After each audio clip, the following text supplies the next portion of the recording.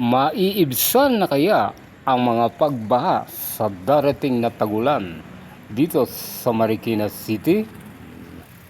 O natapos na kaya ang mga ginagawang proyekto o flood control dito sa kabayanan ng Marikina City?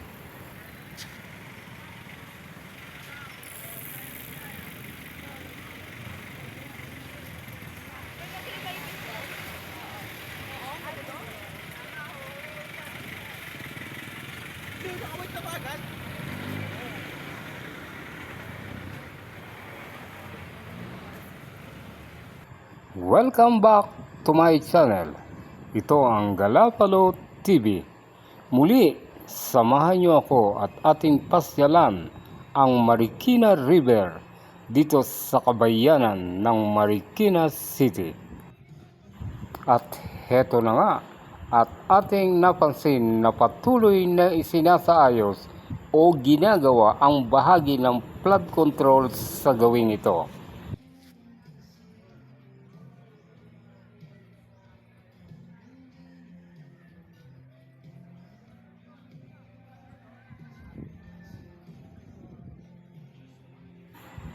At ito naman ang estatwa ni Marikina, ang simbolo ng Marikina, ang babaeng Marikitna. Kapansin-pansin pa rin ang patuloy na pagsasaayos sa gawing ito. At ito nga ang bahagi ng Marikina River dito sa lungsod ng Marikina City. Marahil marami na rin sa atin ang nakakaalam na sa tuwing sumasapit ang tagulan o tagbagyo, ang Marikina River na ito ay umaapaw. Mga tubig na nagmumula sa kabundukan ng Sierra Madre, dumadaloy sa lalawigan ng Montalban at ng San Mateo. At ang lahat na katubigang iyon ay dito sinasalo sa Marikina City. At marami nga ang nalulubog sa baha sa lugar na ito. Marahil na rin kapag natapos ang mga proyektong ito, maiibsan na ang kabahaan sa lugar na ito. Sa unahang bahagi ng ilog na ito, particularly doon sa riverbank, ay halos patapos na rin ang mga ginagawang flood control sa lugar na iyon.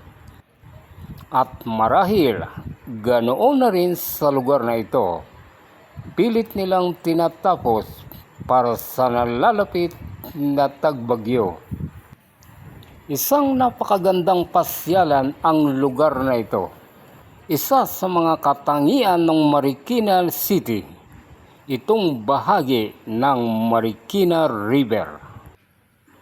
At narito naman ang temporary birds na silbing tulay para madaanan ng mga tao sa magkabilang panig. At ang bahagi namang ito ay tila maayos naman ang dating flood control sa lugar na ito. At ang birds na ito ay silbing daanan o tulay patungo sa kabilang ibayo.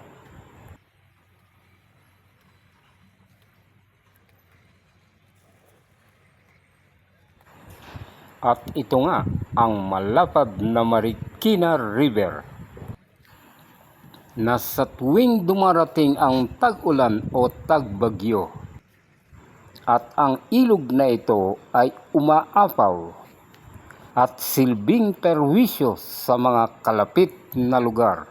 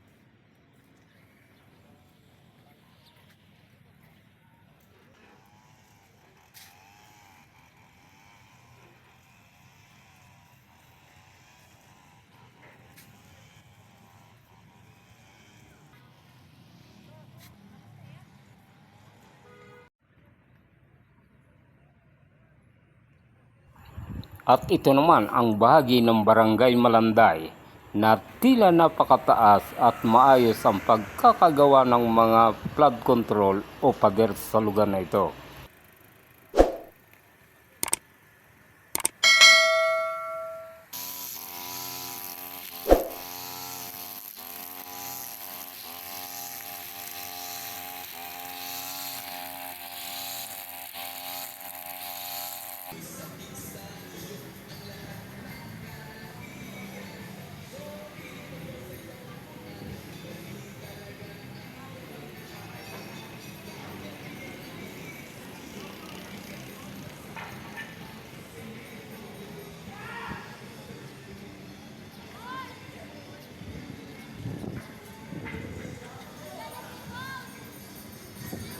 At may mga bahagi pa rin ang mga isinasaayos sa ilalim ng tulay.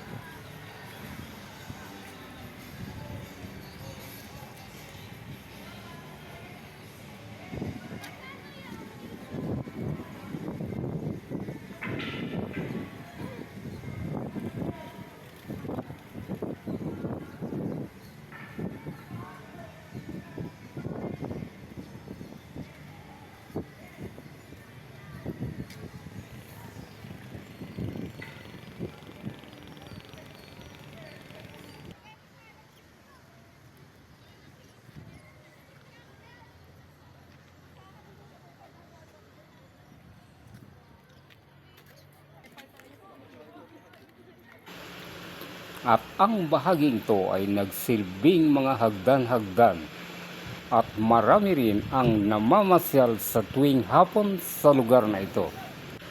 At ganito nga ang mga kalalabasan ng mga proyektong ito sa panahon na ito ay tuluyan ng matapos.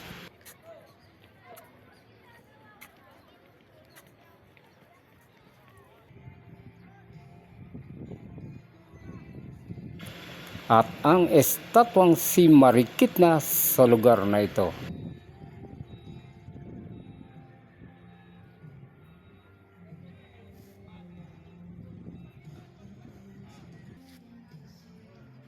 At patuloy pa rin ang pagsasaayos sa gawing ito.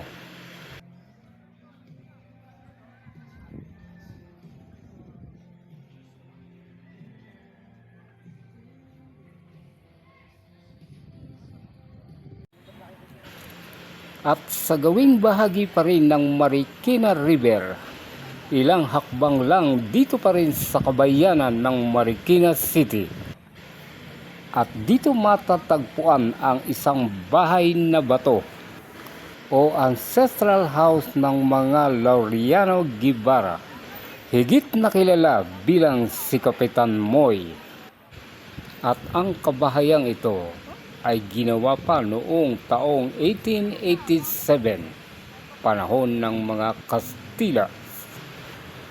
At si Kapitan Moy ay nagsilbing mayor sa lugar na ito noong mga panahong iyon.